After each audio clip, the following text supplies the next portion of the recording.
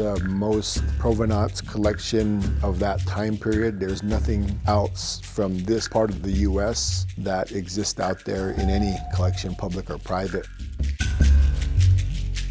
It's the largest, it's the best documented, it's the oldest, it's the most intact collection of material culture from the Plateau region.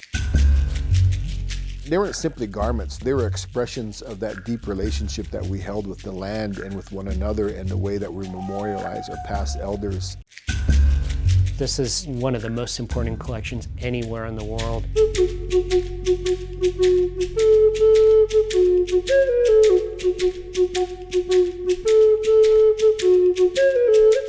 The Spalding-Allen collection is a collection of 21 items that survive now.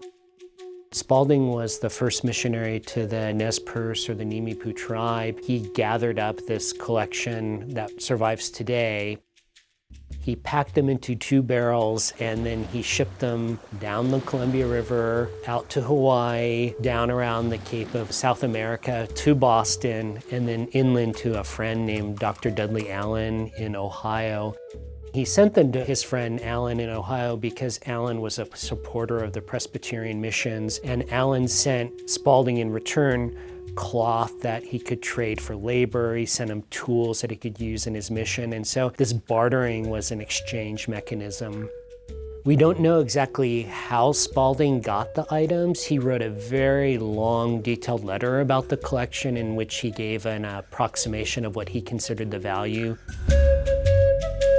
It could be that Spalding got some of the pieces because he had told his followers among the Nez Perce that they needed to give up their traditional buckskin clothing. They needed to stop speaking Nimiipuu Timt and switch to English. They needed to stop their seasonal round and become farmers.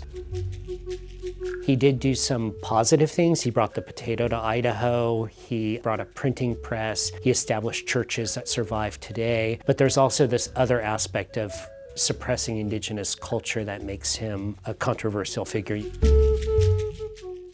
Was no doubt was a hostile act against our people.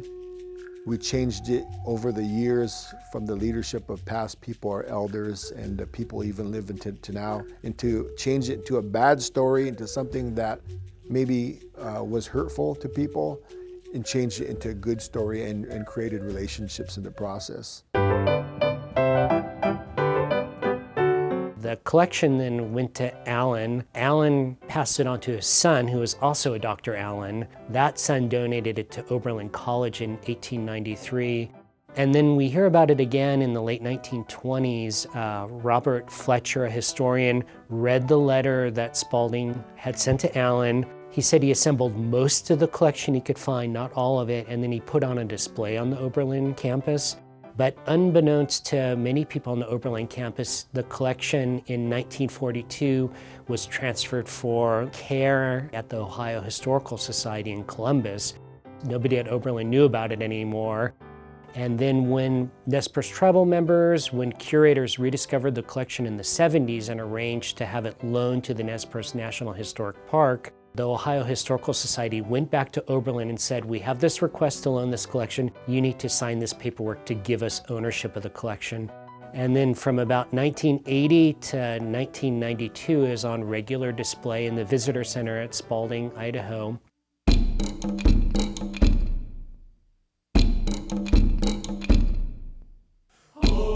But then along the way, several appraisals had happened. One, the collection was reappraised at a valuation of over $100,000. But then in 1993, Paul Radska did an updated appraisal and appraised the collection at the time up to $593,000. So the monetary value of this collection became well known to the Ohio people.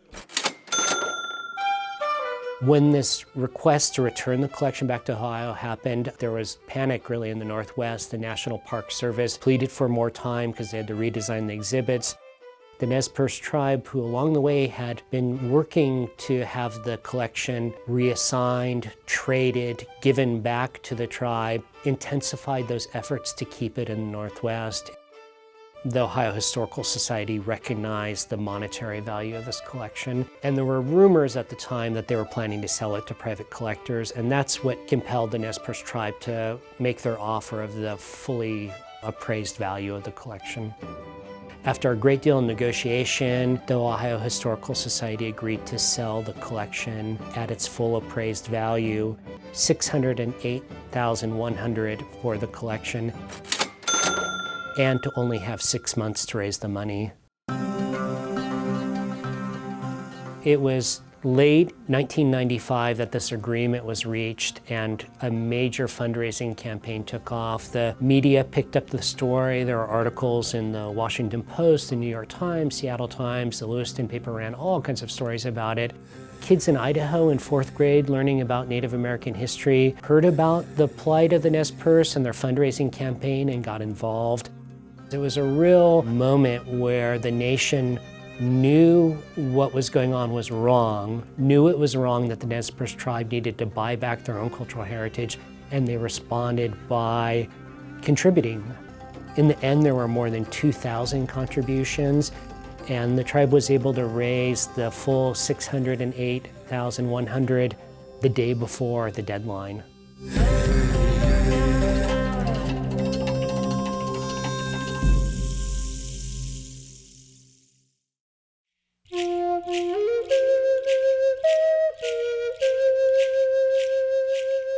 These are very important items. Many of these items would have been worn during ceremonial activities. Symbolize not only the transfer of this material item, this visual item, but also the knowledge and the responsibility that those items represent in the community and within the broader culture.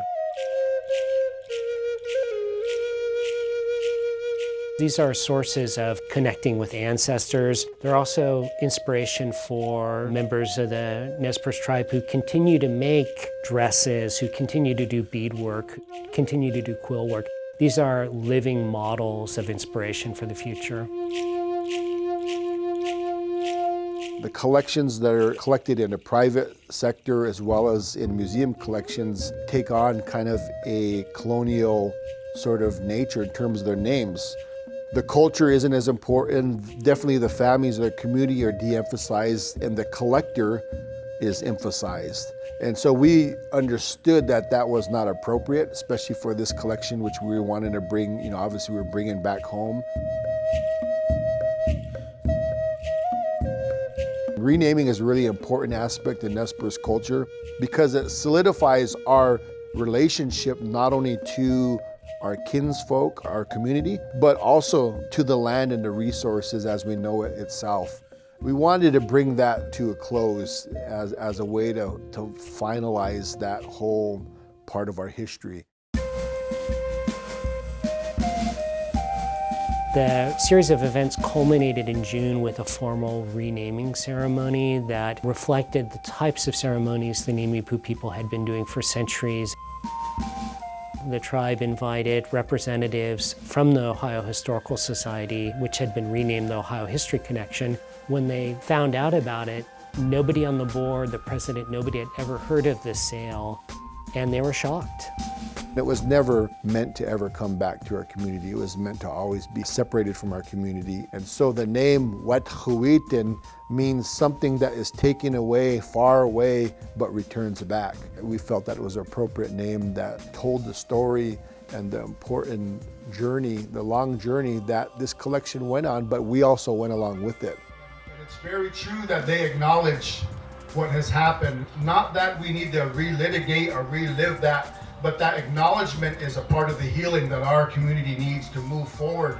There was a portion in the program where we had the Presbyterian come down and they gave a formal apology. And there was a lot of very good words spoken. And so there was a lot of talk about things wouldn't have been done the way they were if they were done now. And I was thinking about all these words and I couldn't help but miss the moment. And I will say, to carry your message back to the powers that be at the Ohio Historical Society, that we also take refunds too. So just keep that in And everybody got a chuckle about that, and everybody laughed, and that was that. Ohio History Connection realized that they needed to do something more than words. They needed to act. We thought that was the end of the story. We thought by naming it, okay, now we can move on. So the summer had kind of come to an end, October, and I received a call from Brian Friend, who's chief of the Wyandot Nation, but is also on the board of the Ohio Connection. And he let me know that they intended to return the funds back to the tribe.